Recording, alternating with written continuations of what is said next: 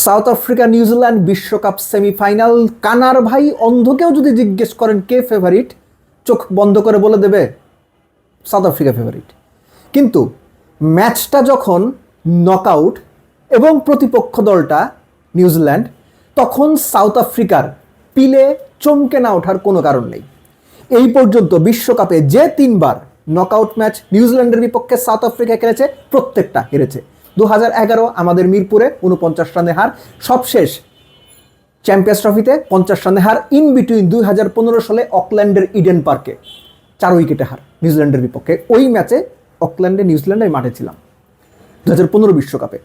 এই যে 3টা নকআউট ম্যাচের কথা আমি বললাম, সাউথ আফ্রিকার সবচেয়ে বড় সমস্যাটাই এখানে। পুরো টুর্নামেন্ট ভালো খেলে, কিন্তু পার্টিকুলার একটা নকআউট ম্যাচে গিয়ে বাজে খেলে ম্যাচ হেরে টুর্নামেন্ট শেষ। এক্সপেক্ট করব এবার যেন ওরকম কিছু না হয়, কেননা গত বিশ্বকাপের ফাইনালেও অলমোস্ট জেতা ম্যাচ সাউথ আফ্রিকা হেরে গিয়েছিল ভারতের বিপক্ষে। অথচ এই সাউথ আফ্রিকাই এই নিউজিল্যান্ডে নকআউট পর্বের আগে টি-20 বিশ্বকাপে গ্রুপ পর্বে যতবার খেলেছে ততবার হারিয়েছে। 2007, 2009, 2010, 2014, সবসময়। এমনকি 2026-এও কত 175 করেছিল বোধ হয় নিউজিল্যান্ড, সেটাও 16 ওভার 1 বলে সাউথ আফ্রিকা খেলা শেষ করেছিল। সাউথ আফ্রিকার এবারের টিমটা যদি আপনি দেখেন না, মারদাঙ্গা টিম। 200 করতেছে, 175 16 ওভারে চেস করতেছে। ওয়েস্ট ইন্ডিজের বিপক্ষে 176 17 ওভারে চেস করতেছে। একমাত্র আফগানিস্তানের সঙ্গে ওই যে 187 বোধ হয় 2বার সুপার ওভারে গেল, ওই একটা ম্যাচ ছাড়া সাউথ আফ্রিকার কাছে কোনো টিম দাঁড়াইতে পারে না। ইনফ্যাক্ট ভারত সাউথ আফ্রিকার হাতে বোধ হয় কত 70-75 রানে হারছে। সো যে কোনো বিচারেই সাউথ আফ্রিকা ফেভারিট। তাদের প্লেয়াররা ব্যাটাররা স্পেসিফিক্যালি দারুণ ফর্মে আছেন।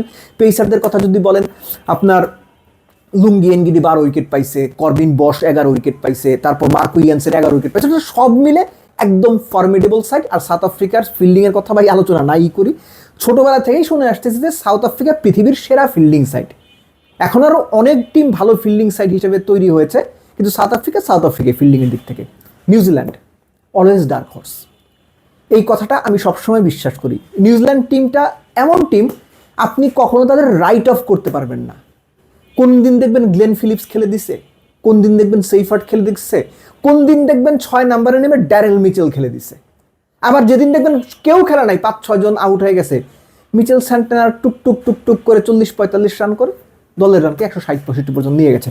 ইডেনের মাঠে খেলা, যেখানে পার স্কোর ফার্স্ট ইনিংস 162 সম্ভবত। তবে ওয়েস্ট ইন্ডিজ ভারতের ম্যাচটা আমাদের চোখে আঙুল দিয়ে দেখিয়ে দিয়েছে ইডেনের মাঠে টসটা কতখানি ভাইটাল হতে পারে। কেননা যে ধরনের কুয়াশা এক্সপেক্টেড, সেই ধরনের কুয়াশা যদি হয়, যে টিমই টসে জিতবে তারা ফিল্ডিংটাই করতে চাইবে, এবং সেই মুহূর্তে 170-80 রান করেও ঠিকঠাক পার পাওয়া যাবে কিনা এটা নিয়ে সিরিয়াস ডাউট আছে। তারপরও সেমিফাইনাল ম্যাচ, প্রচণ্ড রকম নার্ভের প্রেশারের ম্যাচ। তার উপর সাউথ আফ্রিকার ওই যে নকআউটে এই পর্যন্ত নিউজিল্যান্ডের সঙ্গে যে 3বার দেখা হয়েছে, 3বারই তারা হেরেছে, এই স্মৃতি তো থাকবে। এই ধূপপুকানি তো নকআউট ম্যাচের ধূপপুকানি সাউথ আফ্রিকানদের মধ্যে এমনিতেও থাকে। But semifinal match pressure will always be there. But still আমিও পার্সোনালি ফিল করি সাউথ আফ্রিকাই ফেভারিট, কেননা নিউজিল্যান্ডই এই সেমিফাইনালিস্টদের মধ্যে একমাত্র দল যারা পুরো টুর্নামেন্টে 2টো ম্যাচ হেরেও সেমিফাইনালে এসেছে।